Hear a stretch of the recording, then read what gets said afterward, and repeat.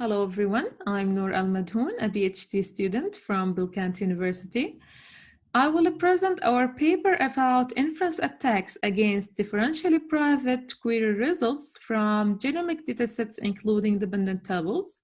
We did this work with Prof. Arman Aidi from Bilkent University and Case Western Reserve University and Prof. Oscar Osoy from Bilkent University. As all of you know, we are currently in the genomic era, the era of big data, thanks to the sequencing technologies which result in large-scale datasets and biobanks. The number of sequenced human genomes has been increasing at an exponential rate, and now we are at about 2.5 million sequenced genomes around the world. This is projected to reach 105 million in 2025, and this number can reach a lot more, especially after the COVID-19 pandemic, where many countries decide to study the genomic data at a population scale.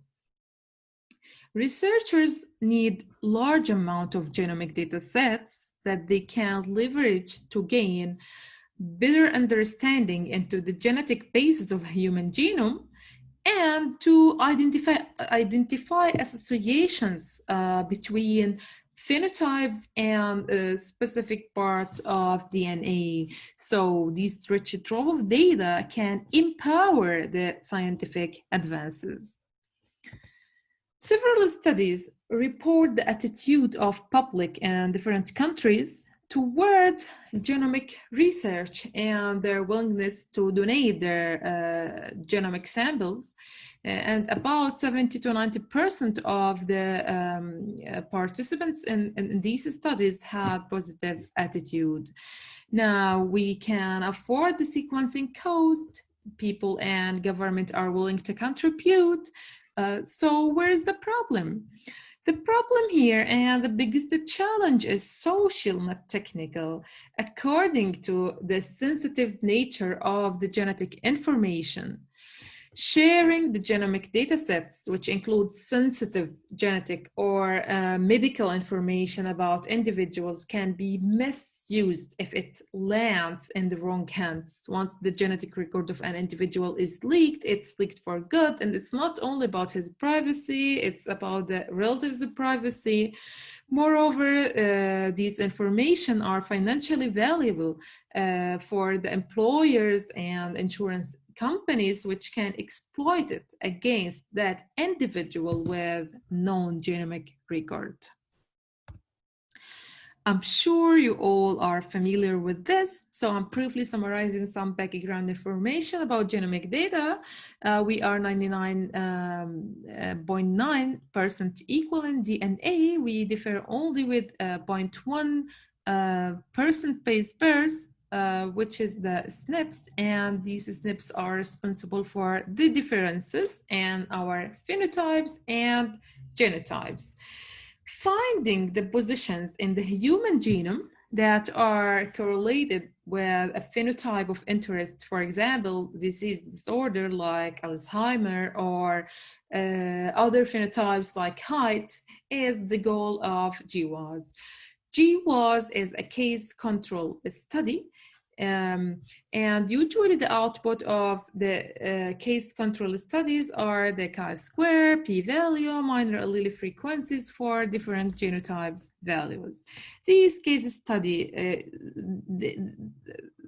case control studies are assumed to be safe until the Homer attack happened. After that, a lot of these data stays outside the reach of researchers due to privacy concerns. Then, for the hope of sharing the genomic dataset to gain better understanding of the human genome, a lot of studies proposed different techniques for sharing the genomic datasets in a private manner. One of them is the Differentially-Privacy, and the main idea of Differentially-Privacy is to hide the impact of a single individual entity on the results. In other words, if we have two neighboring datasets, D and D bar, using a mechanism A will induce output distributions where probabilities differ by a bounded multiplicative factor e to the power epsilon. There are different general approaches to achieve differential privacy. One of the most common is adding Laplace noise with a scale of delta Q over epsilon. Delta Q is the sensitivity, which is the maximum difference and the query result on any two neighboring data sets. Many studies developed differentially private algorithms to release statistics about the genomic studies. These three papers computed the sensitivity for privacy-preserving release of maths and chi-square. However, privacy guarantees of these differentially privacy-based solutions are based on the assumption that all the tuples are independent. And in reality, data users and the data set can be dependent according to social, behavioral, and genomic interaction between them. So this is the first limitation of the differential privacy. And the other limitation is the poor accuracy caused by the large added noise when the mechanism or the algorithm want to satisfy differential privacy for genomic studies with dependent tuples. In order to study these limitations in this paper, our contributions are to demonstrate the scale of attribute inference attacks using two complex queries over real-world statistical genomic datasets and considering joint correlation between the datasets. And finally, we show also how the results of these attribute inference attack can be used to perform a successful membership inference attack. So let's start with our threat model. And here we have an adversary with the knowledge of familiar relationship and the membership information about the participant in the data set. The adversary sent a query asking about math and chi-square statistics over genomic data sets. After receiving the noisy results, the adversary can apply Mendel's law to infer the target's SNP. And this inferred SNPs from that attribute inference attack can be used in a membership inference attack when the adversary asks about the math value of case individuals and the genomic data sets, and using the result of the noisy math, the adversary can utilize the LLR test to infer if the target is a member in the case group. To perform these two inference attacks, we have a data set from two sources. The first source for the family members, we use the manual corpus family genomic information for the son, daughter, parents, and aunt. For the other unrelated people, we use the third phase of 1000 genome from the European population. And for both of them, we use the information from chromosome 22 to create three genomic data sets.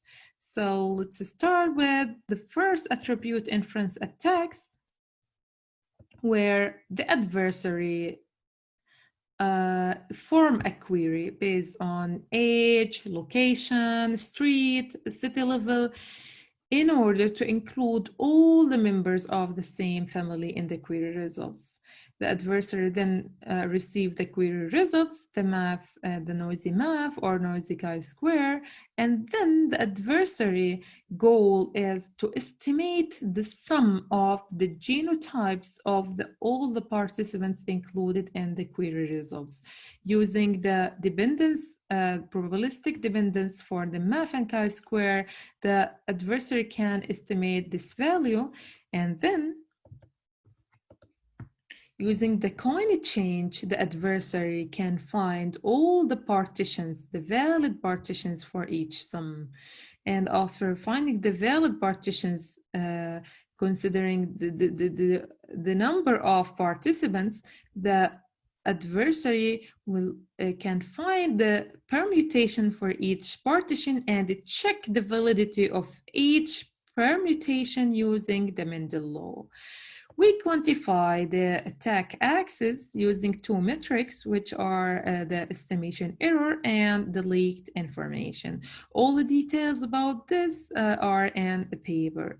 So for the experimental results of the Mafi query, here the figure show the effect of different privacy budget epsilon and the estimation error of the adversary to infer the target's SNPs. Here we include only different numbers of family members in the query results, and from the results we can observe that the estimation error of the adversary decreases when as the budget privacy, the privacy budget epsilon increases.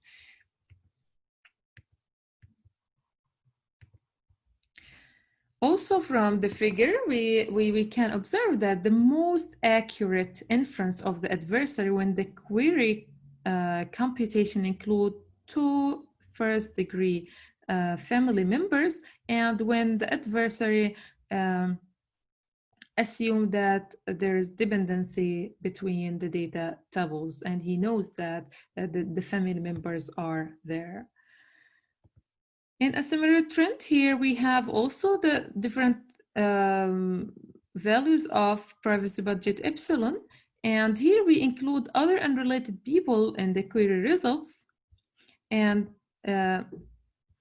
both figures can show us that the estimation error of the adversary with the knowledge of the data dependency about 30% less compared to the case in which the adversary do not consider the data dependency and the query results.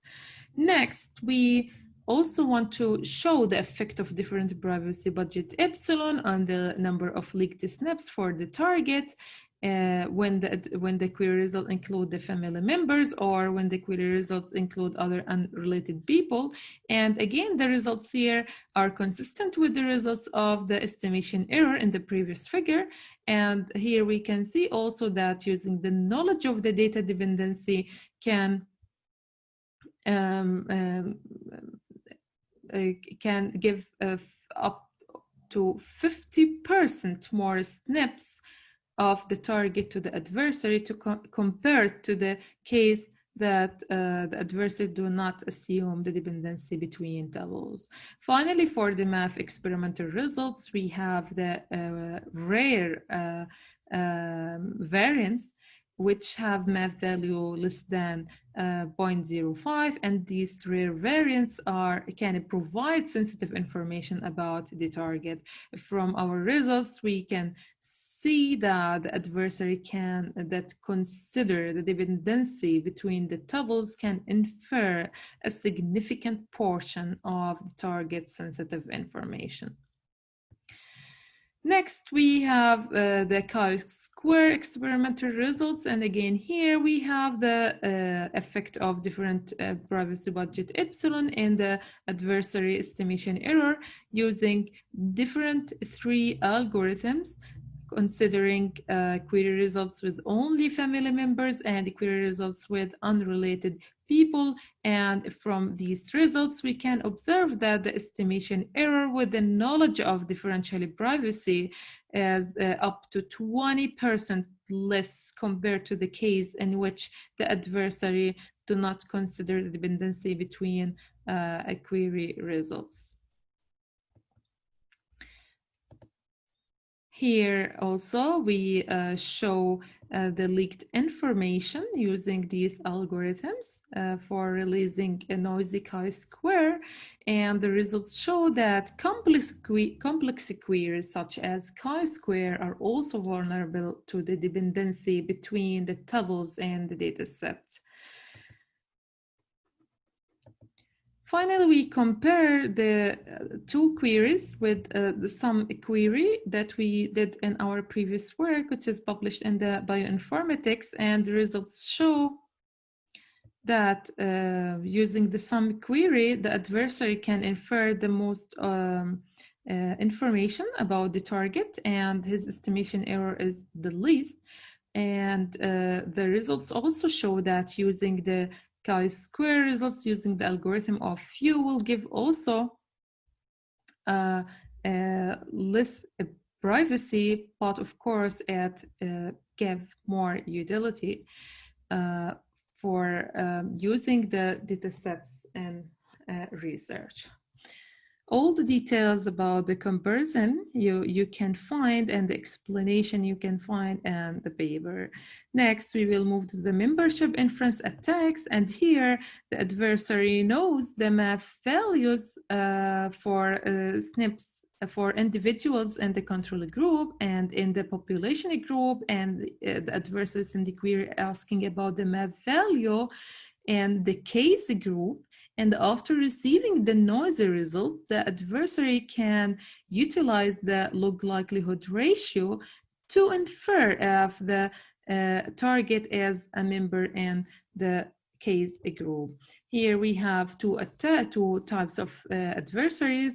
The first one uses the actual or the correct SNP set. The other one uses the inferred SNPs. We resulted from the attribute inference attacks, and both can send the queries for random SNPs or selected SNPs. And the experimental results here shows the power of different numbers of queries over the dataset for randomly chosen and selected SNPs. When the adversary know the right or use the correct SNP values. And the results here show that the correct SNP values, when the epsilon goes to infinity, that the adversary can determine the membership of the target with power more than 0.8 by sending 180 random SNPs or 190 SNPs or 100 or 93 selected SNPs followed by 27 queries. So here the adversary can achieve a strong power to infer the membership if he starts to query the selected SNPs rather than the random ones. Next, we in figure B, we show if the adversary used the inferred SNPs using the output of the inference attack, the attribute inference attack. And even though the adversary cannot infer all the SNPs and the attribute inference attacks, but still can achieve a high power and the membership attack after sending 170 queries. To sum up with our work in this paper, we demonstrate the limitation of the differentially-privacy. We identified attribute inference attacks to show how the dependency can degrade the privacy guarantees of the differentially-privacy. And finally, we show how to use the results of these the attribute inference attacks to perform a successful membership inference attacks. Thank you so much, and I'm ready for your questions.